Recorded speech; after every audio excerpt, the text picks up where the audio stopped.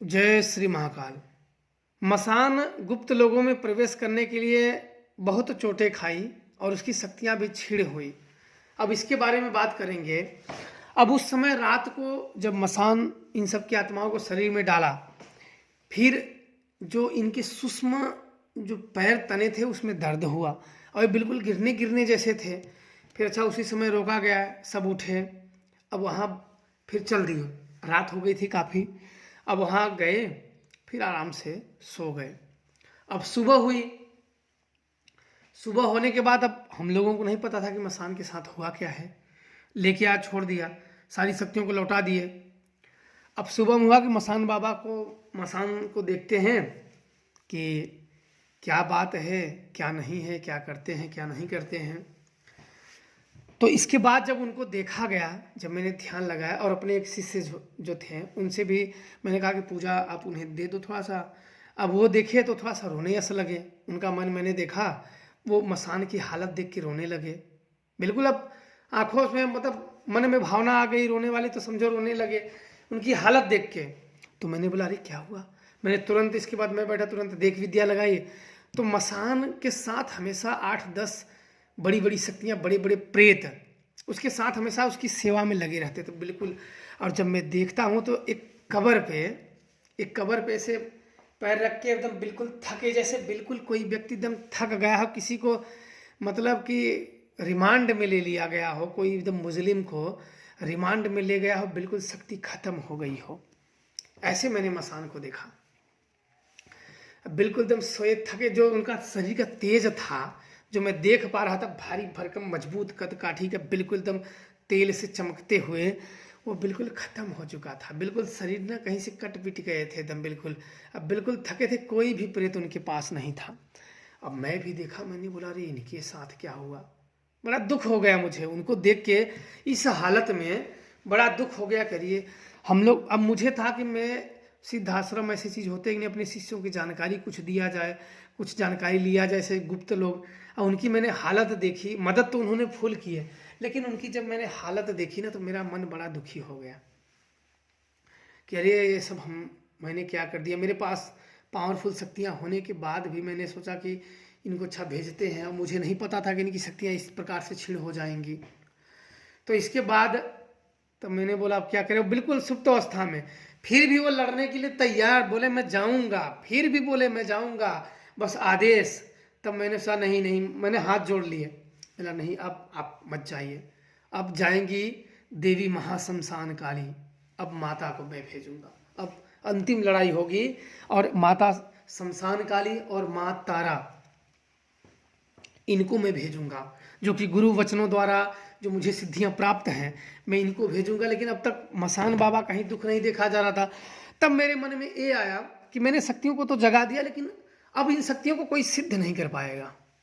मेरे अंदर आया कि मसान बाबा, मैं और एक मेरे शिष्य के अलावा इन शक्तियों को जब तक मैं चाहूँ कोई अनुसंधान नहीं कर पाएगा।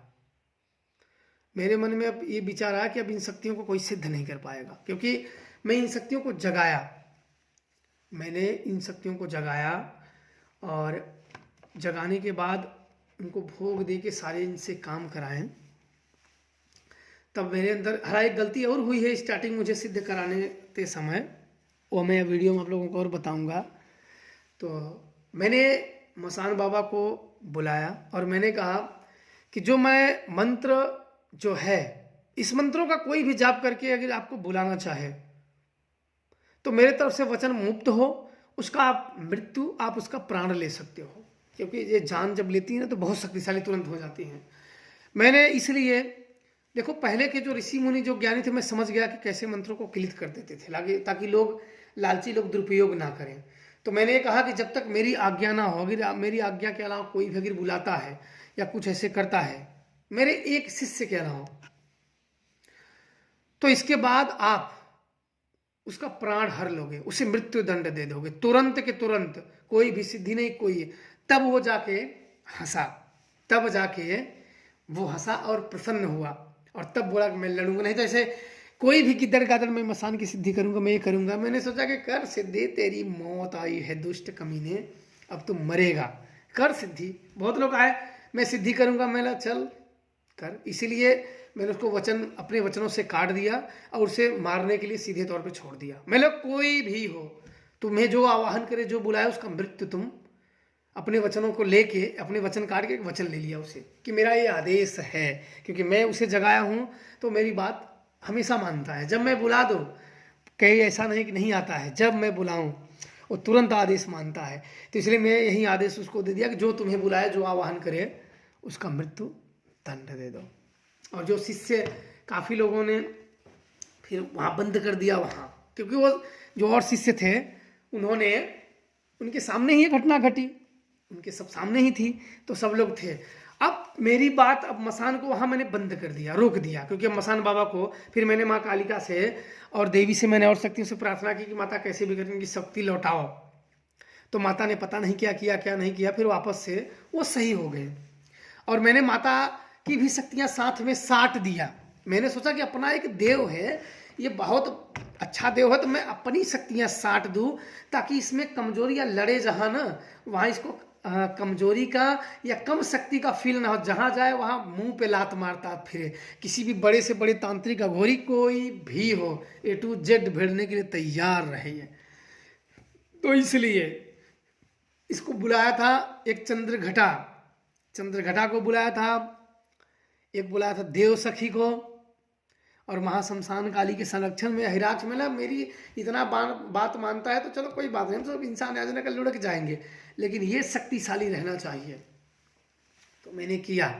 अब बात आई, जब ये क्लियर हो गया उसको पूजा पाठ में, अब ये हुआ कि तुम आराम आराम से उसने, लेकिन एक बात बता दो, मसान बहुत ज्ञान खोजी है, वो ज्ञान बहुत बाबाओं के पास ले जाके, साधु संतों के पास, बड़ी बड़ी बाबाओं के पास ज्ञान ले जाके वो ज्ञान दिलवाता था। बहुत ज्ञान, क्रूर ज्ञान, अच्छा ज्ञान, तंत्र साधनाओं के, मंत्र साधनाओं के, योग साधनाओं के, शमशानी क्रियाओं के, जो ज्ञान बाबा के पास नहीं था वो दूसरे के पास लेके जाते थे। चल वहाँ, चल यहाँ, चल यहाँ, वहाँ। लेकिन हाँ, मसान बाबा को एक चीज़ मैं बता दूँ कि मसान बाबा को औरत नहीं सिद्ध कर सकती है। इतना औरत लोग ध्यान रखना, औरत लोग इनके ट्राई कभी मत करना, मैं पहले ही बता दे रहा हूँ। और दुर्गुणी लोग, इंसान भी, आदमी भी ट्राई मत करना ऐसे मंत्रों का, नहीं मारे जाओगे। इसलिए जो ऐसे करेगा वो अपने चीज़ों के जिम्मेदार स्वयं होगा, बाद में ये चीज़ ना हो।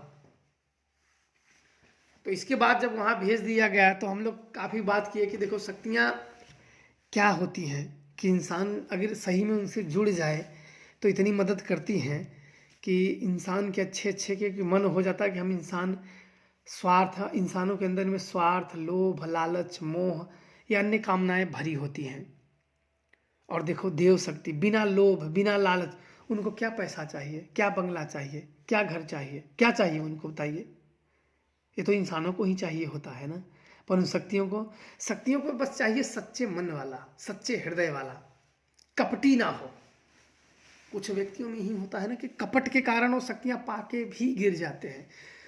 तो कपट मन नहीं होना चाहिए, कभी भी कपट मन नहीं होना चाहिए। इसलिए कपटी लोगों को शक्तियाँ नहीं प्राप्त होती हैं। अगर पा भी गए, गुरु के आशीर्वाद से शक्तियाँ पा भी गए, तो फिर भी कपटी मन ज़्यादा समय तक शक्तियों का संचार नहीं कर पाते हैं, वो शक्तियाँ अपनी खो देते हैं।